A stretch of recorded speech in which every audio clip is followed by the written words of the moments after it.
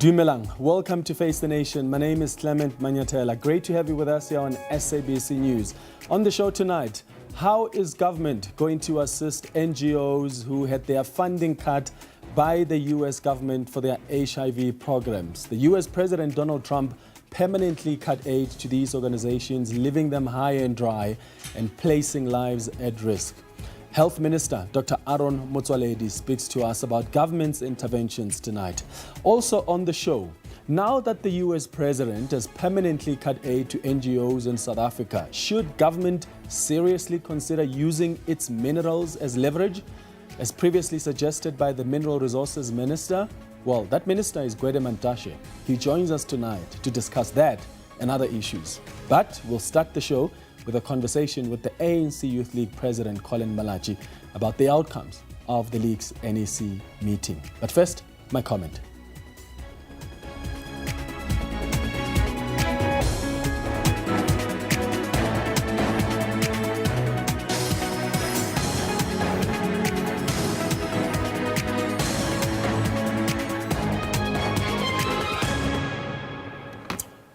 All right, so last week we learned that the ANC Youth League Treasurer General Zwelo Masilela worked as a senior researcher at the Mbombela municipality for 5 years without a post-matric qualification. This was revealed during interviews for candidates who applied for positions on the National Youth Development Agency board. It was during that interview that EFF Member of Parliament Sihle Lonzi questioned Masilela about how he was hired as a senior researcher without the necessary qualifications. And that's because, according to his CV, he worked at the municipality from 2016 to 2023. And this is despite him saying in his CV that he completed his diploma in journalism in 2021. Here's the question that Sihle Lonzi asked him. Mr. Zwelo, you say you are in your CV, you are a Treasurer General of the African National Congress Youth League from July 2023 until current. But where I'm going is that in 2016 until 2023, again in your CV you say you were a senior researcher at Mbombela Municipality, Nelspruit in South Africa. Now, it would have made sense to me if you had completed your diploma in 2011, but you have since clarified it to us that you in fact completed it in 2021. So it means you would have been a senior researcher for 5 years without a post-matric qualification. My question to you is, if we were to appoint you, recommend you, and the president were to appoint you to lead the NYDA, would you appoint or employ someone without a post-matric qualification to be a senior researcher in any process or department within the National Youth Development Agency, because you were a senior researcher and earned a senior researcher salary for 5 years without a post-matric qualification? Thank you. Now, Masilela responded and said he has not applied for this senior researcher position because he knew he did not qualify for it. I think I would not do that. Maybe I must maybe the question should have been, what is the circumstance that led to that? Because I did not apply for a post of senior researcher. Because the problem, I had to put the CV accurately to the fact of the positions I occupied, because I didn't want to mislead anybody. Now, what would have happened in the instance, I never applied to be a senior researcher chair. I applied to be a PA and working in the office of the chief whip in the municipality there. Now, because I was deployed in a political office, there was movement. They just placed me as a senior researcher. I could not say, no, I don't qualify. They placed me. They did what they call placement. And then they placed me as a senior researcher. For that matter, for 2 years, I spent that 2 years without being given proper functions in that responsibility. And that was my problem. It was the problem of the municipality. I'm on record complaining about those attributes. And so it was never my making, Chair, that I applied for a post that I knew that I don't qualify for. It was the making of the institution which frustrated me at that particular time. And I had issues with it at that time. Now, it was not me. It was just an issue of placement. Because if you were to check, it was just the same institution that I worked in. It was not like I moved to another department, to another institution. I still worked within the same institution. So that was the reality. It was a frustration for me, and I had to enjoy that, and that was it. Thank you, Chair. So that's the explanation that he gave. Responding to questions during a media briefing, ANC Youth League President Colin Malachi said those who have been employed in a political office will know that Masilela's situation was nothing new. Those who have worked in political offices know that in political offices there was not even interviews or many other things. You have just been called in and be deployed in the office to assist politically. And when you arrive there, you are given different roles. Now, as well, like any other person who was deployed in any political office, they were moved around in different roles. It was out of his control. There was nothing he was going to do. The best thing that he did was to also declare it. Because normally people will not declare, will say, if I'm employed as a PA, I remain there, even when you have been moved to another responsibility. But it's also said there in the interview that he complained formally that this responsibility you have given me is not in line with what I've applied for. Now, I think on that issue, the municipality will also respond on it. Those who have been deployed in political offices, they know it's nothing new. It happens all the time of movement of people in the structure. And of course, the question a lot of us have been asking ourselves is, if it happens all the time, does that make it okay? Okay for someone who is hired as a PA to be appointed to a senior position, receiving a salary, presumably, in that senior position and without being given responsibilities? What is that? I mean, if it's not reckless and wasteful expenditure, if it's not irregular appointment, if it's not abuse of power, and we don't even know who appointed him to this senior position without qualifications and being given responsibilities. You know why? Because the Mbombela municipality doesn't want to give us information. The producers of the show contacted the Mbombela municipality last week already, and we asked for information pertaining to Masilela's employment. And the response we got from their communications person was, it's not possible to have this information off the cuff. In fact, the person went further to say, I need to go into the records of this individual during his time at the municipality. Unfortunately, it cannot happen at short notice. That's what he told us. All right, we waited for information for a couple of days. And today, when we reached out again to the Mbombela municipality head of communications, Joseph Ngala, the response we got was, and I quote, this matter has now been overtaken by events. SABC and another news channel ran the story over the weekend with the EFF, and the indication was that they have formally written to Kokda in the province as well as the municipality, and were opening a criminal case yesterday. The municipality will await all these to unfold and be concluded before we can comment if needed, end quote. But it baffles my mind that the municipality thinks that they have no responsibility to share this information and account to the public. The EFF has also asked for information, and the municipality says it's noted their inquiry, and they're saying that the matter is now with the public protector and other law enforcement agencies. So the question we're asking you tonight is, what do you make of this controversial appointment? Is it an example of cadre deployment in the public sector? Do you accept the explanation from Zwelo Masilela that he wasn't the only one, the one who appointed himself to this senior position without the right qualification? Or do you accept this lack of accountability as well from the municipality? Do you accept that they can't share information because the matter is now before the public protector and the Hawks? Share your thoughts with us by sending us a WhatsApp voice note on 078 459 1897. Remember to tell us your name and surname and where you're sending the voice note from. And please keep it at 30 seconds. Alternatively, send us an X on @FaceTheNation SABC. After the break, we'll start that conversation with the ANC Youth League President, Colin Malachi. Stay with us.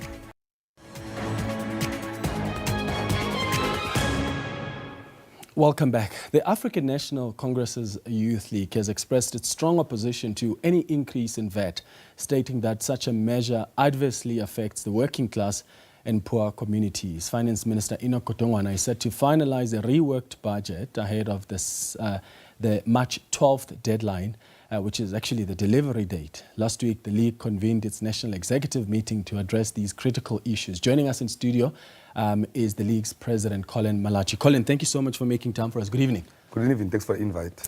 Let's start with the what you resolved on as the ANC Youth League, NEC, when it comes to VAT increases. You've said that you don't want to see increases that burden the poor and the working class. What are your views, though, on the fact that it was the ANC deployee in government who proposed this VAT increase? We're not properly consulted on the matter. If we're consulted, we're going to differ with it because we know very well we're the first organization to speak about the high level of unemployment of the youth and poverty lines in this country are increasing. The economic structure still remain the same. There's not much changes on it. Now, I've said anything that has to do with now increasing VAT is going to affect the poor of the poorest more. Now, we can't afford such a situation. And we're saying that there are many avenues that we can introduce. We can wealth tax, corporate tax. Apart from that, we've long advised our leadership that we have mineral resources that we can utilize. We have issue of export quotas. Our economy can't fully depend on tax collections only from people. When you can create other avenues to collect and create business investments in the country, I'm saying reindustrialize the economy. Those are part of the avenues. Now, who are you taxing? Because if majority of the people are unemployed and they're poor. Now, those are problems that are faced with. Now, we give them the solutions to resolve the problem. Yeah, but is it not surprising to you that it comes from the ANC? Because that's a progressive, pro-poor political party. That's how the ANC considers itself. So for it to consider a VAT increase is a bit strange to people who look from outside and say, but you claim to be a pro-poor party, and yet the first option you go to is to take a decision or want to take a decision that's going to affect the poor further. The reason we can openly differ with the minister, it is because it is not a position of the ANC. The ANC policies can't be to oppress or against the poor, and must always be the bias to the working class and the poor of the poorest of this country. Now, that's why even the ANC itself said, but this is not a mandate that we gave the minister. That's why there's a re-engagement with the minister. We said he must engage with the workers, COSATU, he must engage with everyone else. All stakeholders must be engaged to consolidate the budget that is workable in this country. Yeah, so at the end of the day, you still need about 60 billion rand. That's what the finance minister needs. The solutions that you're coming up with, they're more long-term. That's not going to give the minister 60 billion rand in this financial year in additional revenue for government to meet its spending obligations. So what other options are you bringing forth as the ANC Youth League if you are against the VAT increase? Look, another option that we must put in place apart from that is that we need to tax big corporates in this country to assist that process, because it doesn't assist the process because most of them are not investing back into the economy. A lot of listed companies on the JSE, they're not investing back into the economy. They're already providing employment. But they must invest back in the economy by paying tax, enough taxes. They're not paying enough. And the employment that they are creating is not enough also, because in many entities, you'll find that a job that's supposed to be done by 5 people is done by 1 person, because they want to maximize profit. Now, there's many challenges of force. Now, we need to enforce, to discipline capital, that they must respond, because resolving the socio-economic problems of this country, it is not only the responsibility of government. All stakeholders must be involved to resolve and shape this country moving forward. So Treasury has already said that when you increase tax, that's not going to give them the 60 billion rand that they need, because there are only but a few companies in this country that pay corporate tax. So already that is not a viable solution. But on top of that, if you increase tax, you're also running the risk of alienating the businesses themselves. So many businesses, as you know, the minute you increase their tax, where do they look to cut costs? People are going to lose their jobs, and you're going to come back and complain that companies are laying people off. Look, when you are dealing with a disaster like we're in now, all stakeholders must play a role, including corporate. They are not dealing with a normal situation, we're dealing with an abnormal situation. Now, that abnormal situation, you can go back and further take from the ones who have nothing. You can't go and take back from the poor of the poorest. They have nothing. Now, they have nothing to take from. Now, you must go and take back from those who have something. Now, there's no way that you can say that to resolve the problem. You must go and tax the poor, who you have declared that they have nothing. Now, those are areas that we speak about. It's a challenge that we must speak on. Everyone must play a role to resolve this problem. So rather increase corporate tax and people lose their jobs? What I'm saying is that we're dealing with an abnormal situation. A corporate must be disciplined enough to know that at this point, until we recover from the problem that we are in, they need to play a role as partners to resolve this problem. They must not retrench anybody. They must make sure that they minimize profit, because most of them, their obsession is to maximize profit. Why are you not suggesting that government must cut on maybe even the ministerial handbook? I mean, when you look at the benefits that are accrued by the ministers and deputy ministers, the amount of security they have, They get driven around in fancy cars. They've got security. They fly business class. They've got houses in Cape Town, in Johannesburg. Why is it that in any of the options you're proposing, there's not so much about cutting the benefits of these ministers and deputy ministers? Look, if you want to run an effective government, you must never start an approach of ministers' roles are very huge. You can't say a minister's security must be taken away when they must be traveling everywhere in the country, delivering services, addressing the people, but also taking decisions that affect other people who can put their lives at risk. Now, I think it's irresponsible for any country to say if you want to cut costs, you must remove the securities of the ministers. It's a very problematic approach. Also, there's also this obsession that we must reduce capacity in government. Already cuts have been made. The last ministers have been cutting a lot of responsibilities of ministers, they've been cutting a lot of expenses of ministers. Even the cars that are using now, they're downgraded from what they've been using in the past. Now, they're still expensive SUVs. That process, it has not assisted anything. We must not move away from that responsibility. Yeah, but that hasn't... Now you're saying a minister must drive what? Well, the minister could drive actually ordinary cars. How about that? There are SUVs that are actually not costing over 4 maybe million the issue must not be they're driving SUVs. The issue must say, why do you need to downgrade to a price that is lower? But also you need to worry about the quality of the cars because they use the cars every day. You can't just cut because you expect them to be on the road every day doing government work. Do they need houses in both Cape Town and Pretoria? They've moved away from their families. They are requested to be based in Pretoria. They are requested to be based in Cape Town for parliamentary work. What we should be debating, which must be introduced that debate, that maybe Parliament must move to Pretoria so that everything is here in Pretoria. That debate has been open Should before. we be paying for the electricity? No, and all the things that they can pay for themselves. Really, they are paying certain levies towards that What direction. levy? 28 rand? I'm saying that can be a debate that maybe they can put more onto that from Why their are we salaries. debating then? I mean, do we need to debate that? I'm saying it's an engagement we can have.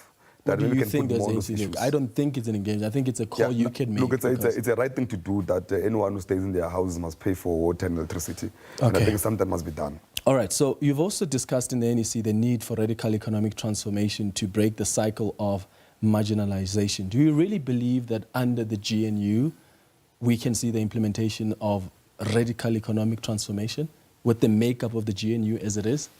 Look, let's agree that a GNU is a setback. Where the African National Congress has been pushed back to 40%. We don't have majority to govern alone. We govern with other parties that even in the past we don't agree with them on policies and directions. It means most of our positions and structures must be negotiated through, but we've managed to do some radical postures. We signed the NHI Act, we've signed the BELA Act, and many other acts we're signing because part of the agreements we've had with the GNU partners that let's not reverse the gains of democracy, but also let's try to move forward so that we address the inequalities that are facing this country, but also the structure of the economy of this country doesn't reflect what it should be reflecting, where it must reflect the demographics of the country. Now we can do that. There's a lot of parties in the GNU who are ready to engage, who are ready to move. We've been moving under the GNU, passing progressive acts that assist our people. But it's not an easy one. They we must admit, because look at the BELA Act. We fought with many people. We partnered with the GNU. The TA was not agreeing with us. We had to engage with them and engage with stakeholders. It's a permanent engagement process because we have no enough numbers to do it on our own. Okay. Have you asked your Treasurer General? I spoke about this in my comment today about how he was able to work as a senior researcher in the Mbombela municipality without a post-matric qualification. What explanation did he give you? He was deployed. Remember before the 2021 Act, people could be deployed without, you could be called into an office, so you can become and be deployed as a PA. It was not enforced at that time that you must have a post-matric qualification. For example, even to be a researcher in South Africa today, having a degree alone is not enough. You need to have a certain experience to be a researcher. And there were many people who were placed. And yet he was a senior researcher without that experience. Let me explain WIPAR. What is WIPAR? WIPAR is a political office which is designed to do political management of council in that environment. A lot of people are sending to WIPAR. That's why in WIPAR, political parties get their fundings direct from WIPAR. They even run with the budget of WIPAR, political education or programs, because that is an area created for political parties. Now, it was not his fault. As a young man, if you come to apply for a job and they employ you as a PA, then later on, maybe a new chief whip comes in, says, no, I want my own PA. Then they move you according to the structure to another responsibility, you can't be blamed for that. When you were employed for being a PA. Now, I think it's unfair for us to blame a young man for that. Many other young people, as I've said before, they've found themselves in such situations in the past. Now that the act is enforced, that everyone else that must come in must be able to put certain level of experience and all of those things. At least the law is able to protect everyone in that process, that no one abuse that platform. It's wrong to have someone as a senior researcher. What act are you saying was not applicable then? This one, the 2021 Act, Local Government Act, where professionalization of local government and all of those things are structure. It's a problematic situation. But in the past, people could be deployed in those offices. Are you suggesting that you can be deployed as a senior researcher and get paid for it, not being given the right responsibility? You don't have experience for it, but you're getting paid for it, and that is okay? It's wrong. It's very wrong. Okay. Who must take accountability for that? The municipality must take accountability for that. Because if I'm employed as a PA, then I'm moved to a new responsibility by the municipality when they do the restructuring. Because you've got two options there. It's either you go home, you become unemployed, or you do the job that they're required to do. Because you don't deploy yourself. The municipality, they restructure, they deploy you to a new responsibility. But you've got agency. So if I get told today somehow that moving And Zwelo in his interview also highlighted that he complained for money. Yeah, but he complained after so many years. He was happy to receive the salary of a senior researcher in that municipality.